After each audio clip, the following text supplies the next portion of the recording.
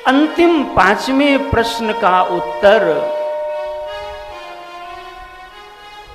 सारे साधनों में माताओं भाइयों सर्वोपरि साधन है सत्संग। सब साधन हैं लेकिन सत्संग जैसा कोई साधन और नहीं है। कैसे? तो कहा बताता हूं। यदि कोई सत्संग की गंगा में आ जाए तो उसको इन 5 प्रश्नों के लाभ स्वतः प्राप्त हो जाया करते हैं महाराज।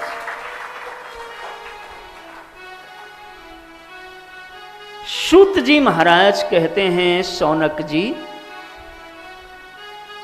जितने तुमने प्रश्न किए ये सारे प्रश्नों का एक व्यक्ति था जो प्रयागराज में झूसी के पास रहता था। नाम था देवराज। ऐसा जीवन जिसमें सत्य तत्व की कोई समझ नहीं, जिसमें विवेक नहीं अविवेक पूरा, और जिसमें सारे विकार और जिसका आसुरी स्वभाव, ऐसा व्यक्ति देवराज था। वो देवराज ऐसा कोई गलत काम था ही नहीं जिसको किया ना हो, और यह करते करते धीरे धीरे शरीर वृद्ध हो गया। हे मेरे भक्तजनों, जब तक हमारा आपका तन स्वस्थ है ना तब तक ये दुनिया अच्छी लगती है, और जब तन गिरने लगता है तब दुनिया नहीं भगवान और भगवान का भजन अच्छा लगने लगता है। इसलिए संत लोग कहते हैं कि यदा कदा 2 चीजों को भूल मत, जो चाहो कल्याण, एक तो अपनी मौत को, दूजे श्री भगवान। ये बीमार हो गया देवराज, गलत काम किया, घर वालों ने भी रखा नहीं, कहाँ जाए। श्रावण का ही महीना, संयोग की बात, और यह एक शिवालय में जैसे यहाँ कथा प्रारंभ हुई ऐसे वहाँ कथा प्रारंभ हो रही थी, और ये देवराज वहाँ विधान प्रभु का रहा होगा। आ गया महाराज, आया तो कथा सुनी, और कथा सुन के उससे पहले ही उसको बीमारी थी, बुखार था, तो जाए कहाँ।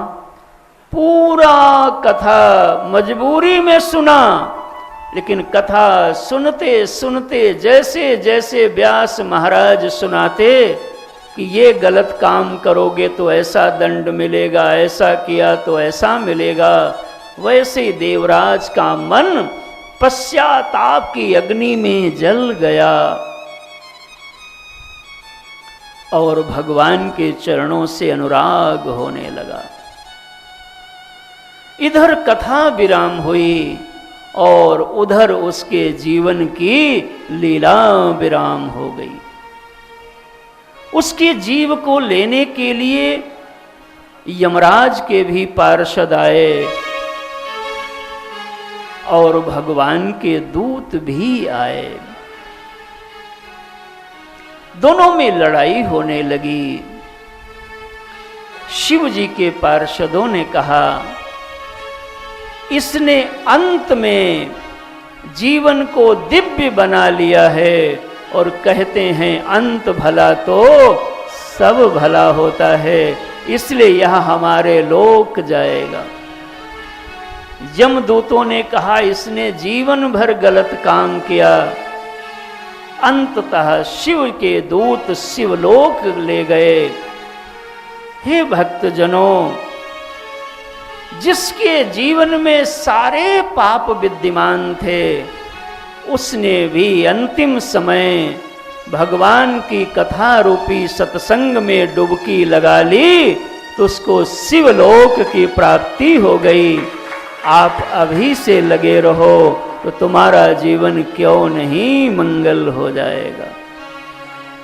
हे भक्तजनों, इस प्रकार से लीला चली और यह देवराज दिव्य लोक को प्राप्त हुआ। संतों ने कहा महाराज, सूत जी से शौनक जी ने कहा प्रभु एक कोई और चरित्र सुनाओ जिसके जीवन में इस प्रकार से उत्कर्ष मिला हो। सूत जी कहते हैं शौनकादि ऋषियों, एक वास्कल नाम का दक्षिण प्रांत में नगर था। उस वास्कल नाम के नगर में एक पति रहते थे बिंदुग और पत्नी थी चंचुला। बिंदुग और चंचुला ये पति पत्नी रहते। देखो, परिवार में दोनों अच्छे हो जाओ बहुत अच्छा, और दोनों नहीं अच्छे हो पाए तो कम से कम एक अच्छा बने रहो, ताकि उसको देख के दूसरे लोग भी थोड़ा अच्छाई की ओर बढ़ते रहेंगे। लोग कहते कि ये नहीं पूजा करते तो हम क्यों करें, गलत। ये नहीं करते फिर भी आप करते रहो। वो सत्संग नहीं जाते तो हम क्यों जाएं, गलत। वो नहीं जाते फिर भी आप जाइए। वो नहीं सत्कर्म करते तो हम क्यों करें, ना वो ना करें फिर भी आप करिए।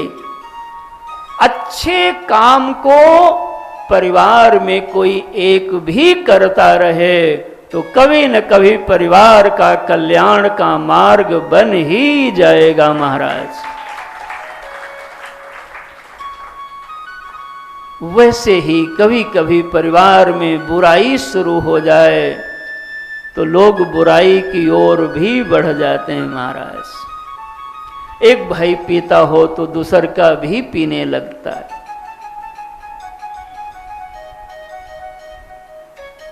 बिंदुक दुष्ट निकला, मदिरा पीता, जुआ खेलता, वेश्यावृत्ति में रत होता, अनाचार सारे दोष आ गए। चंचला बिगड़ी नहीं, पति के बिगड़ जाने पर भी पत्नी ने बहुत वर्षों तक धर्म का पालन किया। लेकिन वही बात है, एक पहिया बिगड़ जाए तो दूसरा कितना संभालेगा। अस्तु महाराज, पति घर ही में नहीं आता। चंचुला धीरे धीरे संयम खो गई और चंचुला का भी जीवन बिगड़ गया महाराज। बिंदुक भी बिगड़ गया और चंचुला भी बिगड़ गई।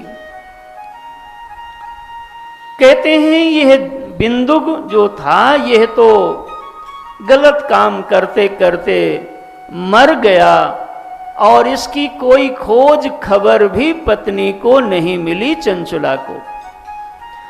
चंचुला गांव में रहती लेकिन अच्छे लोगों के भी साथ में रहती। एक बार गांव से ही कुछ अच्छे लोग तीर्थ यात्रा में बस लेके जा रहे थे। 7 दिन के लिए चलो काशी चलेंगे, हरिद्वार चलेंगे, प्रयाग चलेंगे। तो चंचुला ने कहा हम भी चलेंगे बहन, हम भी चलेंगे। सबने कहा चलो आप भी चलो। चंचुला भी सबके साथ में आई और कथा का शुभारंभ हो रहा था। व्यास जी महाराज कथा सुनाते सुनाते उस दिन नरकों की वर्णन कर रहे थे। 28 प्रकार का नरक वर्णन आता है। उसमें ये वर्णन मिलता है कि जो ऐसा काम किया, गलत काम किया, उसके हाथों को ऐसे काटा जाएगा, ऐसे तोड़ा जाएगा। जिसने चोरी किया उसको ये दंड मिलेगा। उसी में वर्णन आता है जिसने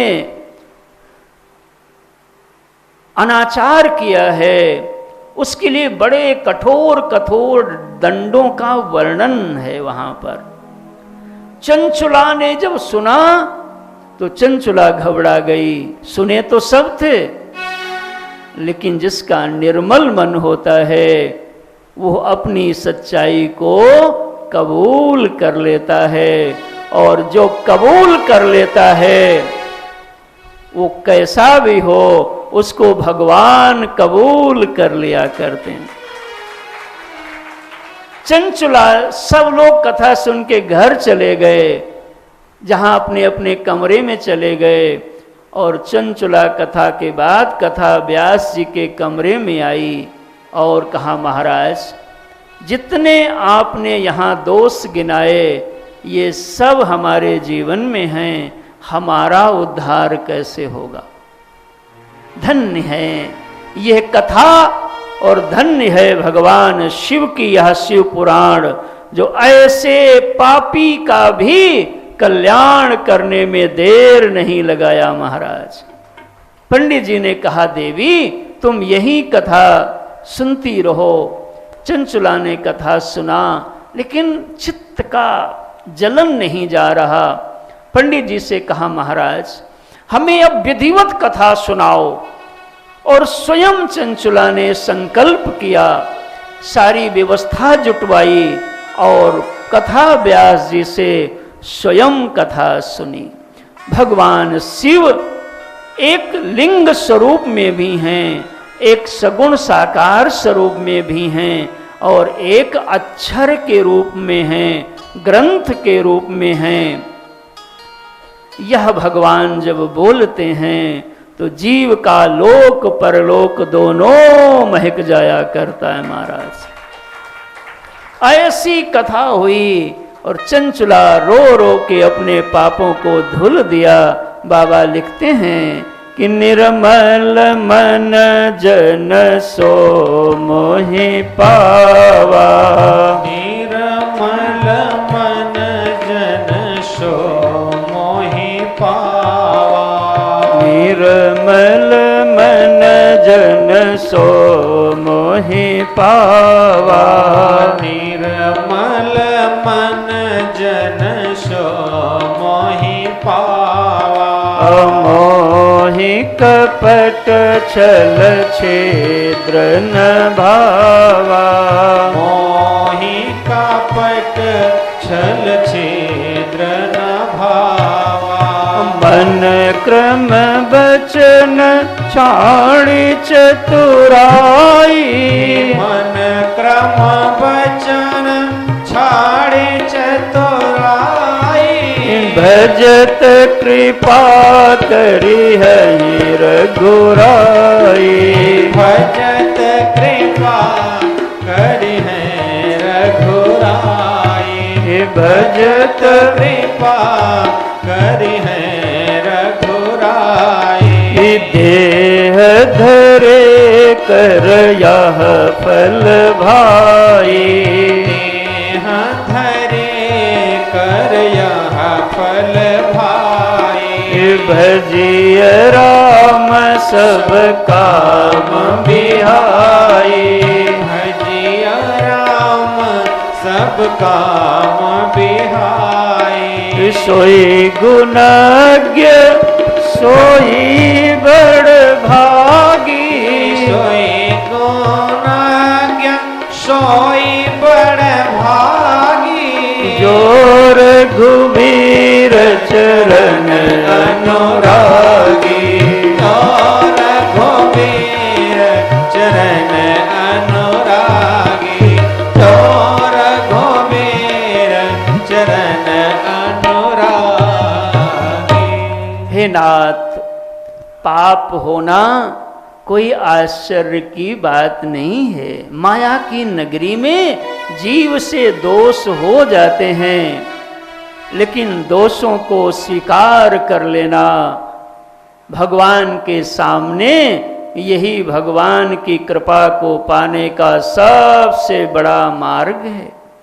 प्रभु प्रसन्न हुए और भगवान शिव की दिव्य यह शिव पुराण सुनते सुनते चंचला धन्य हुई। दिव्य व्यास कथा के बाद सबका सत्कार किया, व्यास की विदाई करी और दोषों से बच के भगवान की भक्त बन गई। कुछ समय बाद जब देह छूटा तो सीधे शिव जी का लोक मिल गया। बोलो शंकर भगवान की। पार्वती मैया को देखा, पार्वती जी के चरण पकड़ लिया। एक दिन चंचला सेवा करती, माता ने अपनी सखियों में चंचला को भी जगह दिया। कभी उनके केश संवार देती, कभी चरण बांध देती, कभी वस्त्र सेवा करती।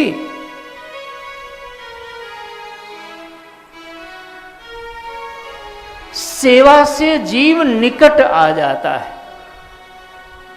सेवा से जब कोई सेवा करता है किसी की, तो उसका हृदय उस पर द्रवीभूत होता है। इसीलिए सेवा से मेवा कहा जाता है। यही मेवा है, बड़ों का प्रेम मिल जाना ही मेवा है। पार्वती ने कहा, चंचुले सेवा तो सब करते हैं, लेकिन तू बड़ी लगन से करती है। चंचुला ने कहा, मां हमारे जीवन में बहुत दोष हैं। देखो दोष किसके नहीं होते, लेकिन कुछ लोग दोषी होकर भी दोष नहीं अपना मानते। मां ने कहा, नहीं चंचले, अब तुझ में कोई दोष नहीं है, तुम निर्मल हो, मैं तुझ पे प्रसन्न हूं। एक निर्मल हृदय का व्यक्ति,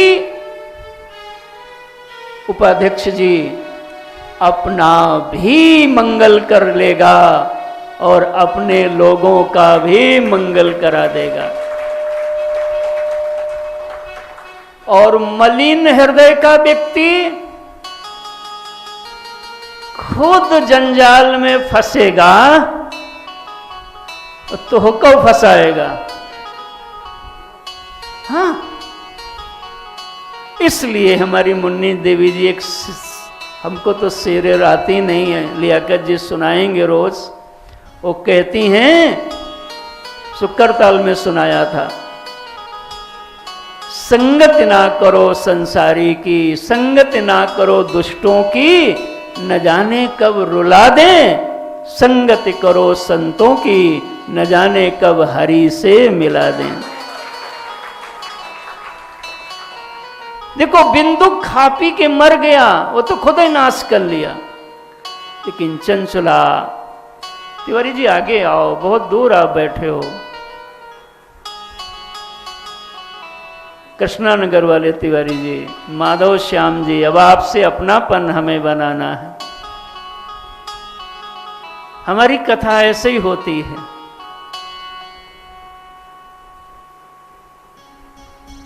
अच्छे बनिए। सतरति सतरति सा लोकांश तारयति। अच्छा व्यक्ति अपने धन से अपना भी मंगल कर लेता है और समाज का भी मंगल करा देता है। और दुष्ट व्यक्ति अपने धन से अपना भी अमंगल करेगा, शराब पी के, लड़ाई करके, अभिमान करके, और सबको फंसाएगा।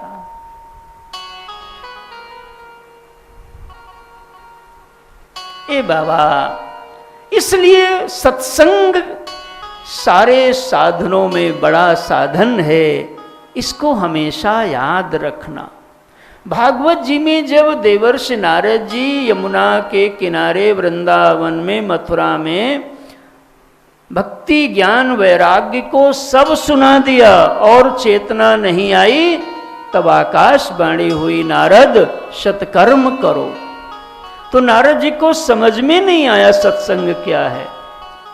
तब खोजते खोजते बद्री विशाल में सनकादि ऋषि मिले और पूछा, भैया सत्कर्म क्या है? मैंने सब तो कहा, यही शास्त्र जब किसी सत्पुरुष के द्वारा सुनाए जाते हैं तो उनके द्वारा शास्त्रों के जो निकलते हैं रत्न सूत्र, उससे जीव का मंगल होता है। इसलिए ज्ञान यज्ञम करिष्यामि, इसलिए ज्ञान यज्ञ से बड़ा और कोई सत्संग होता ही नहीं महाराज।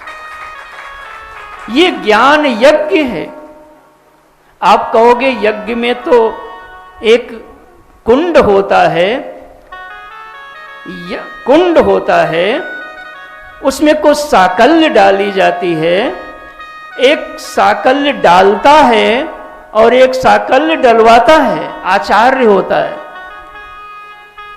तो संतों ने कहा ये कान ही तुम्हारा कुंड है, कान ही तुम्हारा कुंड है। और शास्त्र के द्वारा शुद्ध की गई समझ यही समिधा है, यही साकल्य है। व्यासपीठ पर बैठे हुए आचार्य हैं, लेकिन उनका निकला हुआ मंत्र, निकली हुई सलाह तुम जब अपने कानों में स्वाहा करके डालते हो तो इसी ज्ञान की अग्नि से तुम्हारे विकार मोह नष्ट हो जाते हैं और जीव निर्मल हो जाता है। इसलिए सत्संग जैसा और कोई बलवान नहीं। आज चंचला पार्वती जी की प्रिय बन गई। गोस्वामी जी लिखते हैं, इस दुनिया में यहां वहां किसी ने भी पाया होगा तो सत्संग से ही पाया होगा और कहीं से कुछ पाया नहीं जाता। किसी के पास मति दिखे, गति दिखे, विभूति दिखे, भलाई दिखे तो समझना सत्संग से ही पाई गई है, लाई गई है। मति की रति गति, आवाज बहुत भारी हो रही है। मति की रति गति भूति भलाई, मति की रति गति भूति भलाई, जब जहि जतन जहाँ लग पाई, जब जाति जतन जहाँ लगे भाई, मति की रति गति भूति भलाई, जब जहि जतन जहाँ लग पाई, जब जाति जतन जहाँ लगे भाई, सो जाने हो सत संग प्रभाव, सो जाने हो सत संग प्रभाव, लोकहु वेदन आन उपाओ, लोकहु वेदना आन उपाओ, लोकहु वेदना जान उपाओ। ए बाबा, सत्संग ही वह स्थल है जहाँ से ये सब मिला है, सब मिलता है और सब मिलेगा। थोड़ा बैठे रहना, थोड़ा डटे रहना, पड़े रहना, लगे रहना।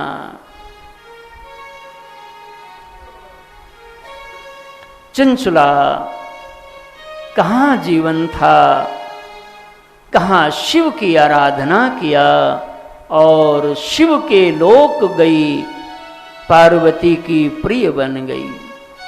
सेवा यदि समर्पण से हो तो स्वामी को पता चल जाता है कि कौन समर्पण से लगा है और कौन खाली सरकारी कोरम पूरा कर रहा है। पार्वती मैया ने बहुत प्रसन्न हुई, कहा जो चाह मगर दान मांग लो, क्या दें तुमको। चंचुला धन्य है, धन्य है भारत की माताएं, जिसकी निष्ठा अपने पति की परायणा हो, उस नारी पे संत भी प्रसन्न हो जाते हैं और भगवान भी प्रसन्न हो जाते हैं।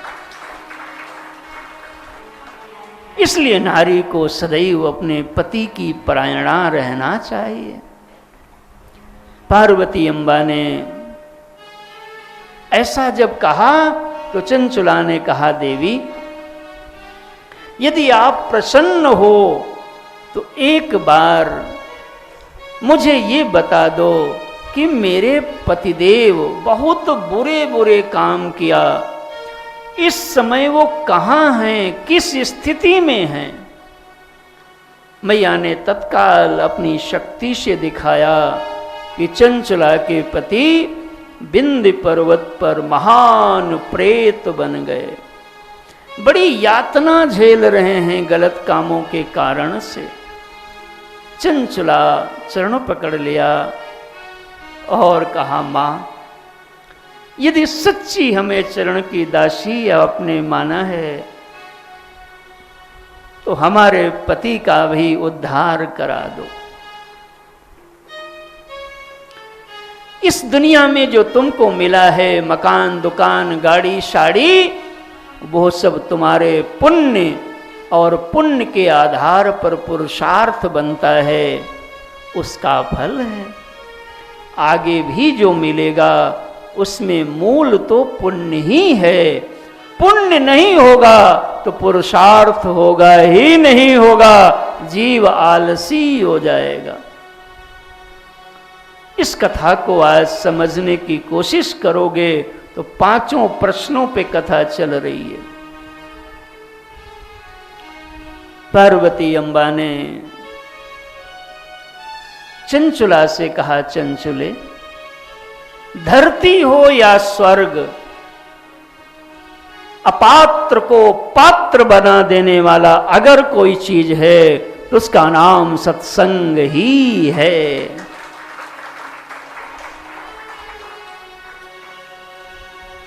जाओ अपने पति को सत्संग सुनवाओ, कथा सुनवाओ। मां कहां से कथा व्यास में लाऊंगी, मैं तो आपकी शरण में हूं। तब मां ने तुम्बरु नाम के स्वर्ग में जो कथा सुनाते हैं उनको बुलाया और विंध्य पर्वत पर सारा व्यवस्था पार्वती मैया ने किया।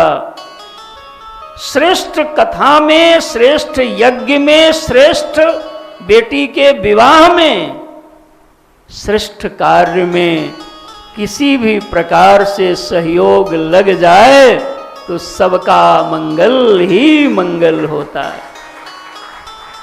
पार्वती अम्बा ने स्वयं तैयारी कराई और चंचुला बैठ गई हाथ जोड़ के। सब लोग बहुत आए। उसका पति जो महान प्रेत बन गया वो भी आया। लिंग शरीर से उसको मंत्र से बांध के बिठाया गया और कथा सुनने लगी। देव शक्ति से दिखाया कि यही तुम्हारी पत्नी, वो अब उस रूप में नहीं है, बदल गई, जीव वही है, शरीर वो नहीं है। पति ने देखा, अरे ये हमारी ही पत्नी है जिसको मैंने मारा, अपशब्द कहे, जिसके साथ मैंने कुभाव किया, आज वही पत्नी हमारे उद्धार का कारण बन गई। यह सुन करके रुदन करना लगा।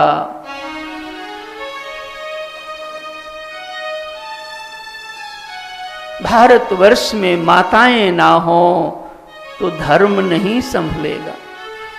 नवरात्रि हो, शिवरात्रि हो, और कौन ऐसा कथा व्यास होगा। आज भी धरती पे अगर कथाओं का वर्चस्व में सर्वाधिक सहभाग होता है तो पुरुषों से अधिक माताओं का सदा रहता है साथ। और हमारे यहाँ भी पुरुष भी बहुत हैं, लेकिन माताओं की भी संख्या पहले ही दिन आज इतनी हो गई है। धन्य हैं आप नारी, यह लोक भी संभलवा देती है, और कदाचित पति बिगड़ जाए तो परलोक में भी जाके सुधरवा दे रही। इसलिए अपनी न पत्नी को प्रेम करो, और पत्नी को चाहिए पति को प्रेम करे। आज की इस शिव पुराण की मुख्य कथा का आशय यह है कि जैसे शिव और पार्वती एक दूसरे में विश्वास पूर्वक जीते हैं, अगर हमारे आपके गृहस्थ जीवन में भी पति पत्नी ऐसे जीने लगो तो गृहस्थ जीवन धन्य धन्य आपका हो जाएगा।